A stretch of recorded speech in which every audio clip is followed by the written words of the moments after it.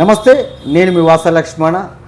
సిరిసిల్లలో జరిగిన ఒక సంఘటన గత 2-3 రోజులుగా రాష్ట్ర వ్యాప్తంగా చర్చ జరుగుతున్న విషయం మనందరికీ తెలిసిందే. వార్తా కథనాలు వచ్చినాయి, టీవీ ఛానల్స్లో, యూట్యూబ్ ఛానల్స్తో పాటు వివిధ సోషల్ మీడియా మాధ్యమాల్లో కూడా వైరల్ అవుతున్న విషయం మనం చూస్తూనే ఉన్నాం. సిరిసిల్లలో కేటీఆర్కు బిగ్ షాక్. కేటీఆర్ ముఖ్య అనుచరుడు బొల్లి రామ్మోహన్ నేత అరెస్ట్ అంటూ రకరకాల పేర్లతోని ఎవరితో వచ్చిన విధంగా వారు పేర్లు పెట్టుకుంటూ వైరల్ చేస్తున్న విషయం మనం గమనిస్తూనే ఉన్నాం. విషయంలోకి వెళ్తే సిరిసిల్ల ప్రాంతానికి చెందిన బొల్లి రామ్మోహన్ నేత ఒక స్థలం కబ్జా చేసి ఆ స్థలంలో క్రషర్ నిర్వహించుకుంటున్నాడు, వ్యాపారం చేసుకుంటున్నాడు అని సిరిసిల్ల కలెక్టర్ కార్యాలయంలో విధులు నిర్వహిస్తున్నటువంటి ఎంఆర్ఓ గుగ్గిళ్ళ వేణుగారి ఫిర్యాదు మేరకు సిరిసిల్ల పోలీసులు రామ్మోహన్ గారిని అరెస్ట్ చేసి రిమాండ్కు పంపించేళ్ళు. అది కోర్టు పరిధిలోకి వస్తుంది, అది జడ్జి గారు చూసుకుంటారు. ఇక్కడ నేను అధికారులను తప్పు పడతలేను.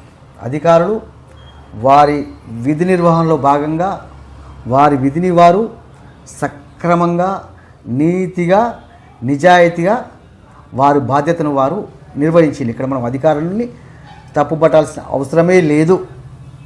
మనం కూడా చాలా నీతిగా, నిజాయితీగా, కులంకుశంగా మాట్లాడుకుందాం ఇట్లా, అవునా కదా? అయితే ఇక్కడ కుసమెరిపోయిందంటే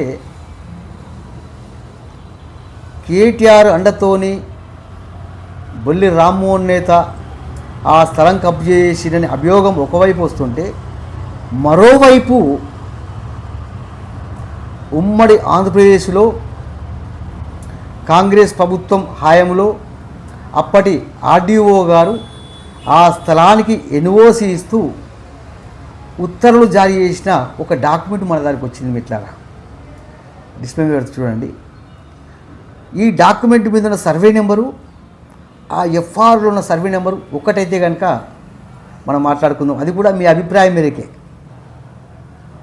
ఈ లెక్క తెలుస్తామని మీరు అంటే మాట్లాడుకుందాం. ఇది కొద్దిగా అంటే ఇప్పుడు కేటీఆర్ ముఖ్య అనుచరుడు, కేటీఆర్ అండతోని ఆ స్థలం కబ్జా చేసిండు, అక్రమాలు చేసిండు అని అభియోగం వస్తుంటే, గతంలో కాంగ్రెస్ పార్టీ అధికారంలో ఉన్నప్పుడు ఆ స్థలానికి ఎన్ఓసి ఇస్తూ ఆర్డీఓ గారు ఉత్తర్వులు జారీ చేసిండు. మరి ఇప్పుడు కాంగ్రెస్ ప్రభుత్వ హయాంలో అతన్ని అక్రమార్కుడు అంటూ అరెస్ట్ చేసిండు. ఇది కొద్దిగా ఆలోచించాల్సిన అవసరమే, అవునా కాదా? ఇక్కడ నేను ప్రత్యేకంగా బొల్లి రామ్మోహన్ నేత గారి గురించి ఎందుకు వచ్చినా అంటే, తాను ఎదుగుతూ తన సమాజానికి బలమవుతున్న నాయకుడు బొల్లి రామ్మోహన్ నేత. అతను ఒక బీసీ బిడ్డ, మరి ముఖ్యంగా గర్వంగా చెప్పుకునే ఒక పద్మశాలి బిడ్డ. ఎందుకంటే మిట్లారా, అతను ఎదుగుతున్న క్రమంలో అతని మూలాల్ని మర్చిపోలేదు, తను పుట్టిన సమాజాన్ని మర్చిపోలేదు. చాలా సందర్భాలలో ఎవరికి ఆపదున్నా తనై నిలిచి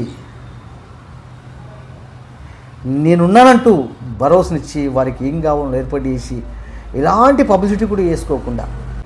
అంటే నాకు ఇక్కడ బొల్లి రామ్మోహన్ నేత గారి పైన ఇలాంటివి వస్తాయని మాకు ముందే తెలుసు.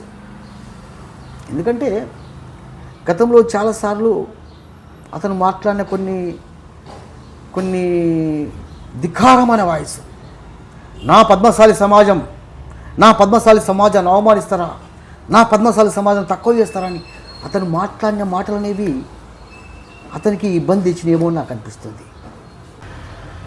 దానికి సంబంధించిన కొన్ని వీడియో ఫుటేజ్లు కూడా నేను లింకులో పెడతా, వీలైతే దీని తర్వాత రీడౌన్లోడ్ చేస్తాం. మిట్లారా, ఇక్కడ ఏంటంటే మిట్లారా, ఒక బలహీన వర్గాలకు చెందిన నాయకుడు అట్టడుగు స్థాయి నుంచి వెళ్ళి ఎదుగుతూ తన మూలాలు మర్చిపోకుండా, తను పుట్టిన జాతిని మర్చిపోకుండా జాతి కోసం తప్పించే ఒక నాయకుడిపై ఇలాంటి అభియోగాలు అనేటివి అంటే నేను ఏమంటున్నా, అతను తప్పు చేస్తే శిక్షించండి, దాంట్లో నో మోర్ క్వశ్చన్ ఆప్షన్. నాకైతే అంటే నాకు తెలిసిన కాడికి ఇది రాజకీయ కుట్రనేమో అనిపిస్తుంది. ఆ ధిక్కార స్వరం అనేది కొందరి నాయకులకు ఇబ్బందికరంగా మారింది. ఒక్కసారి మీరు కూడా ఆలోచించండి. అంటే పద్మశాలీలు అదే సాంచల పని చేసుకొని బతకాలనా, అదే చాలిచాలను బతకాలనా, వ్యాపారాలు చేసుకోవద్దా? వాళ్ళు వ్యాపారాలు చేసుకొని వారు ఎదిగి సమాజానికి అడ్డగా నిలవద్దా? మిత్రులు నేనేమంటున్నానంటే, చూడు కరెంటు కూడా తీసేసిండు మనోళ్ళు. నేనేమంటున్నానంటే,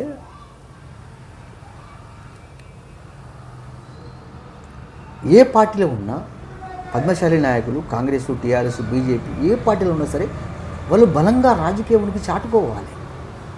అలా చాటుకునే క్రమంలో ఇలా అణచివేత ప్రయత్నం చేస్తే ఇది దేనికి సంకేతం? నేనేమంటున్నా అంటే, కేటీఆర్ గారు ఎమ్మెల్యే రాజకీయ ఎలక్షన్లు ఇవన్నీ పక్కన పెడతాం. ఇప్పుడు అవి ఎలక్షన్లు కాదు కదా. ఇక్కడ ఏమంటున్నానంటే, కేటీఆర్కు మీరు పక్కన ఉంటే, కేటీఆర్కు అండగా ఉంటే ప్రతి ఒక్కరి గతి ఇదే విధంగా ఉంటుంది అనేటువంటి సంకేతం ఇస్తున్నాయి ఆ రాజకీయాలు. పద్మశాలి సమాజంలో నాయకులు తక్కువ ఉన్నారు. మరి బలంగా ఎదుగుతున్న నాయకుడిని ఇట్లా భయపెట్టి అతన్ని అణిచివేసే ప్రయత్నం చేస్తే పద్మశాలి సమాజం రాజకీయంగా ఎట్లా దిగుతుంది? ఆలోచించండి పద్మశాలి మిత్రులారా, ఫాలో అవుతుండండి. అదేవిధంగా పద్మశాలి మిత్రులారా, మన పద్మశాలి సమాజం కోసం కొట్లాడేందుకు, మాట్లాడేందుకు ప్రత్యేకంగా ఒక ఛానల్ ఉండాలి. 24 hours Padmashali JS team Padmashali సమాజం కోసమే పనిచేయాలి అనుకునే పద్మశాలి మిత్రులు పద్మశాలి జేఎస్ టీం సబ్స్క్రైబ్ చేయండి. అట్లాగే మీ అందరి సపోర్ట్ కూడా అందించండి మిత్రులారా. మాకు సంకల్పం పెద్దగా ఉన్నది, మన జనాభా పెద్దగా ఉన్నది, సంకల్పం కూడా మాకు పెద్దగానే ఉన్నది ఒక పద్మశాలి బిడ్డగా. కాబట్టి పద్మశాలి మిత్రులు పద్మశాలి జేఎస్ టీం సబ్స్క్రైబ్ చేయడమే కాదు, వీలైతే మీ సపోర్ట్ అందించే ప్రయత్నం చేయండి. ఎందుకంటే మీ సపోర్టే మమ్మల్ని ముందుకు నడిపిస్తుంది. జై పద్మశాలి.